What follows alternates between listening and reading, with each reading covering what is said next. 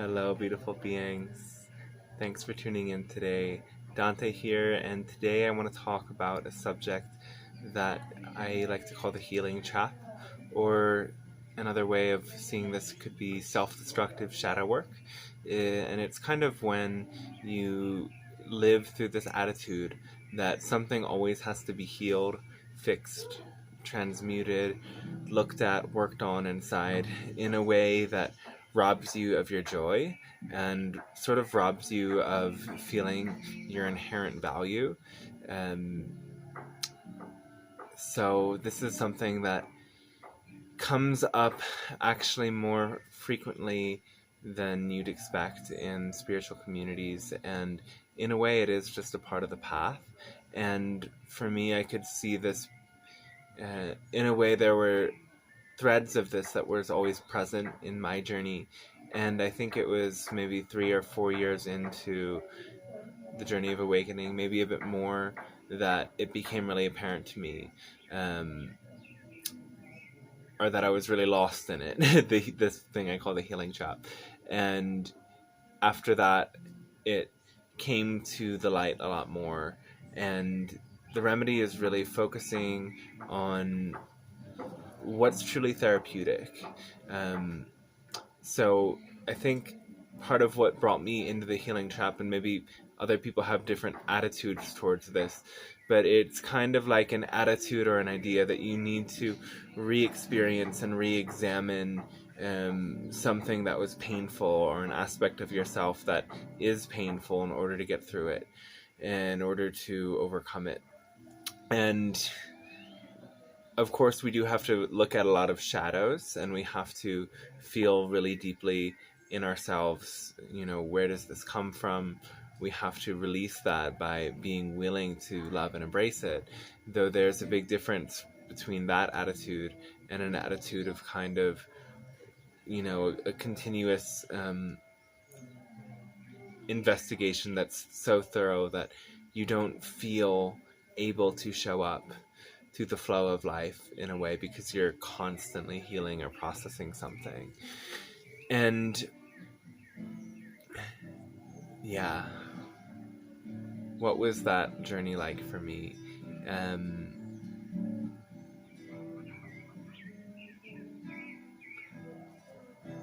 feel like it was after some years of cleansing and detox that was really necessary, as I had pretty strong parasites for a couple of years when I first started traveling, and it was a very deep physical detoxification I had to go through. There were years of initial detoxification, discovering yoga and health, and shifting my diet from the standard American diet into vegetarian, no sugar, no processed foods, and being mindful of how foods interact and how to eat mindfully. And that's been a continuous process, though I think after my detoxification, it's like life became about continuously detoxing energetically or emotionally, and would go into these really big processes in ceremony and different spaces that made me work through stuff. So if you're unfamiliar with shadow work at all, maybe I should have said this earlier in the video, maybe look into that, because it's kind of prerequisite to really understand and go through the journey of shadow work to see the shadowy version of shadow work, which you could call this healing trap. And shadow work is in really acknowledging your patterns, acknowledging that your soul may kind of have these conflicting interests through fragmentation, through trauma that creates a gap between parts of you that are conscious and parts of you that are unconscious. And so we're working with bridging that gap and bringing total self-awareness into those patterns, or samskaras as they're called in yoga, and into those aspects of ourself. And ideally this is done in a really loving way. And there's a lot of ways to do it out there that are very confrontational, in your face, and actually there's many things being shared as authentic ways to clear trauma that are re-traumatizing to people. This is just my perspective and what I see going on in the spiritual community as a whole at this time. Maybe it's just, spiritual community is a very big thing, but parts of it are in that way. So anyway, feeling when this really emerged in my life, I felt like I was always like going through something. I was always releasing and going deeper to look at this, look at that. And it came to a point when I realized, like, you know, the healing that has yet to come is to be found in connecting outside, is to be found as I expand what I already know and experience by sharing it, as I really bring the things into my life that I really need. And the truth is like the worst facet of this healing trap, like the biggest trap that I see people get into, is in thinking that they cannot go to the next level to find a relationship, put their gifts into the world, move into a creative expression or career that feels more authentic to them, because they haven't healed this one thing yet. And the truth is like you'll never fully heal that one thing until you start on that path, and until you walk down a road that sometimes like pricks you, and sometimes you take a misstep and you fall down, and maybe you limp for a while, and that could be part of how you really get those things to the surface. So the healing trap can keep people hiding from stepping into what their soul mission really is, because they think something, some part of them, some pattern is so bad and wrong that it needs to totally go before they can let all of these other parts of them that are totally beautiful, totally capable, totally empowered show up and bring amazing new things into the world. And I did find this happening to me in different ways. I was more courageous in maybe putting myself out there, though I do find this coming up in sometimes in my journey when I want to do that next level thing. Like I can feel, oh, I didn't do enough of this clearing work until I get up into the next level. And the healing work starts to happen so much more quickly when I feel how worthy I am of going to the next level, and that there's nothing stopping me. Anything that is holding me back from going there is something that is a story I've accepted from the societal, cultural, religious, familial conditioning, something out there. And as I just fully embrace that unconditional love and unconditional support I know source to be, and I know that we are all capable of and deserving, then we can move through. I see in some communities around me, like, have been really, really good teachers of what the healing trap can look like if people go a lot deeper into it. And I see this manifesting as events or experiences that are totally geared towards bringing people into that intense space of release or confrontation. And, you know, we can become almost catharsis junkies. At a point, it serves if you've been really repressed and you don't have access to those emotions, and really getting access to those emotions ought to bring you in touch with what your true heart's desires are, what your true priorities are, what your true mission here is.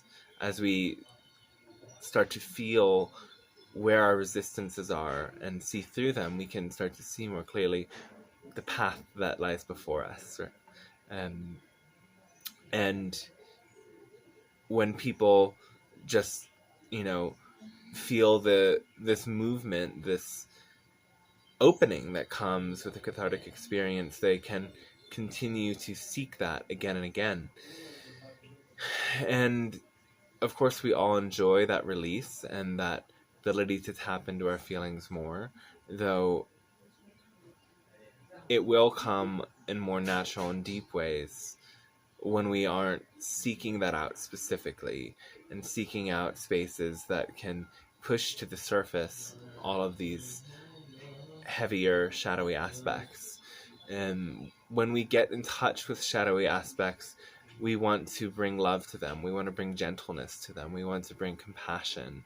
And the truth is if you create a container of high frequency energy where people are able to tap into that unconditional love, where they feel valued, where they feel seen, supported, heard, and that there's this high frequency connecting with them, all of this processing will happen on its own.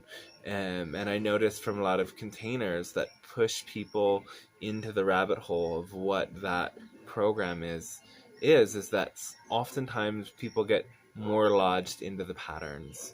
And I see people who have worked this way playing the same thing out again and again for years.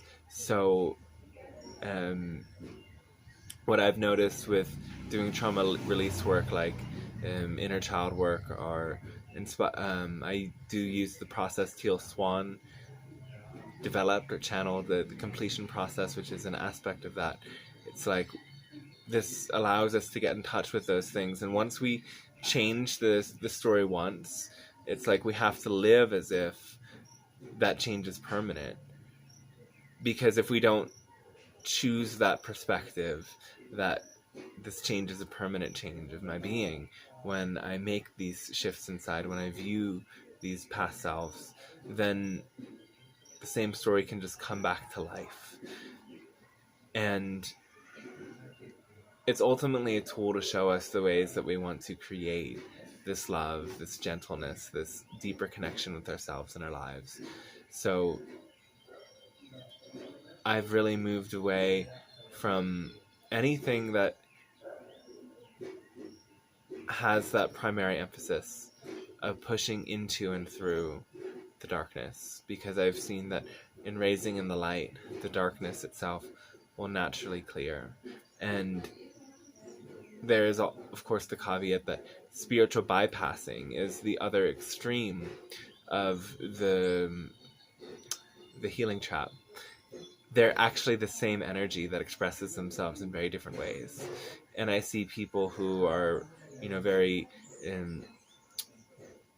into calling out one side are often in the other side. People who live in the spiritual healing trap, calling out the spiritual bypassers. And the spiritual bypassers as being like, whoa, you're low vibe. No low vibes here, no toxic energies. I just want to be away from that. So the other extreme is never wanting to feel negative.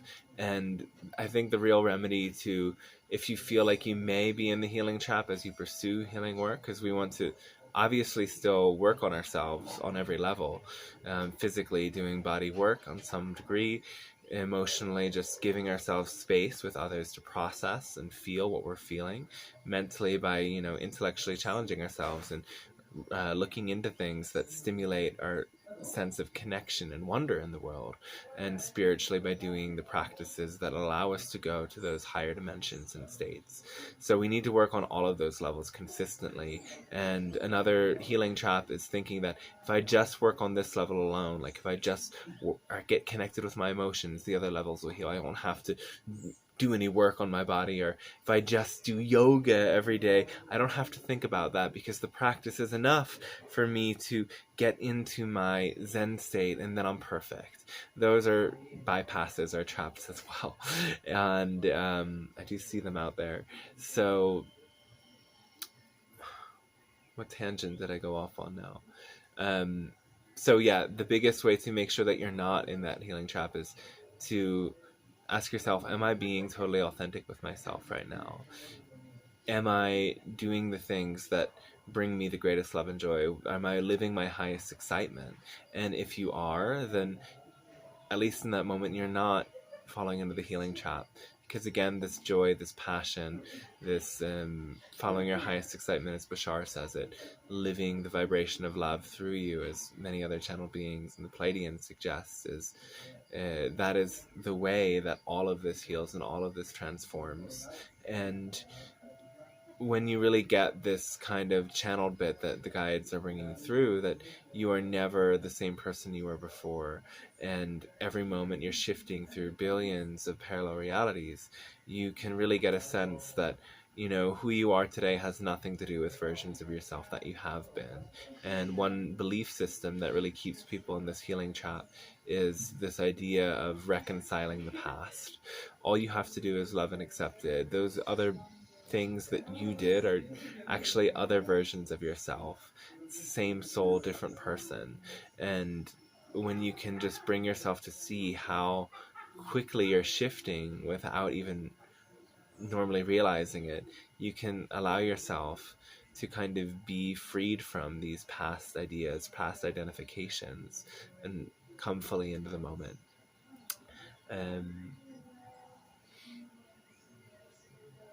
The healing trap has also manifested for me kind of physically with healing body pains, and kind of sticking with this yogic approach, which I'm now kind of moving away from into more Qigong, Tai Chi, and Yin Yoga, only doing the very receptive, deep poses that work on the fascia, and moving away from yoga, especially the yoga that was kind of push yourself through this pain, always stretch this muscle. It's like I was getting used to this familiar form, but it wasn't really fulfilling me. But I've had so much and still have so much dedication to doing body work, but had so much dedication channeled into yoga, doing this practice every day, 3-4 hours oftentimes, and feeling like, you know, I'm doing this, but the pain in my body's getting worse.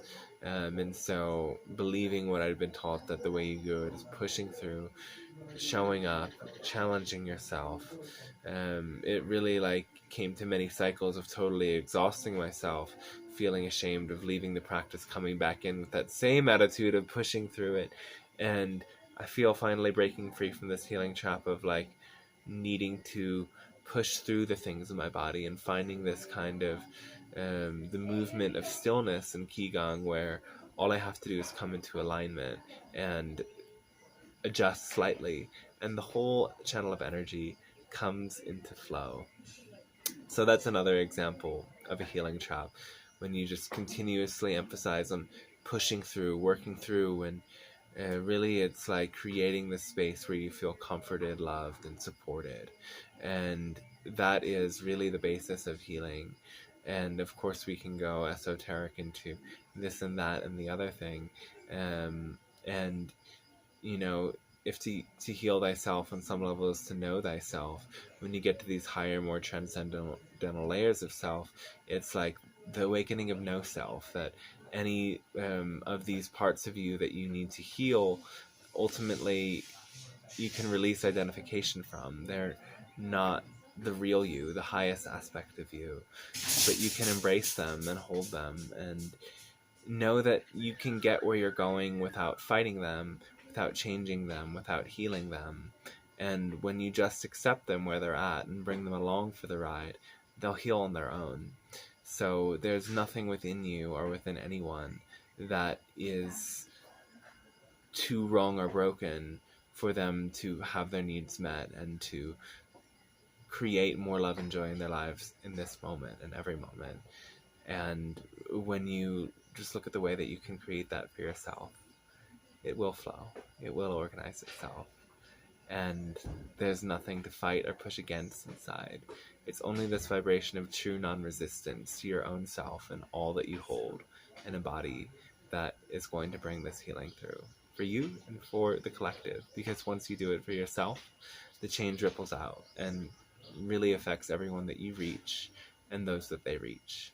So it's like every little bit of healing that you just embrace and accept yourself. Every breath done in that state of love and acceptance is like this drop in the ocean that ripples out and allows that same love to spread. So thanks for tuning into this and allowing more of that love to ripple out through you and your radiant expression. and I am enjoying posting a lot more videos and kind of diving into some personal tidbits of wisdom along with the channeling that's offered on this channel, Dante Starshine. And if you have any questions or anything that you would like me to talk about more, please write it in the comment box or send me an email. And tomorrow or today, by the time, who knows with the internet here, how long this video will take to get up. But there will be a live stream channeling, and it will be broadcast live on my Facebook, perhaps my YouTube as well. Dante Shante Sing on Facebook. You can follow me there, and these more live stream channelings will be popping up. And I offer channeling sessions and one-to-one healing sessions online, helping people to go deeper into their process and really come into resonance with their soul's essence. And I'm starting a channeling course over 4 months where people can go on a deeper dive journey into learning how to open the channel and connecting with their guides and gaining many tools for their personal healing journey that will continue to open that intuitive connection and their ability to offer their magic into the world, or your magic into the world. So take a peek at that if you like, and I hope you're having a beautiful day and that this video touches you. Let me know what you think and how this resonates, and if there's anything you want me to share or explore in the future videos. Much love and blessings to you. Catch you next time.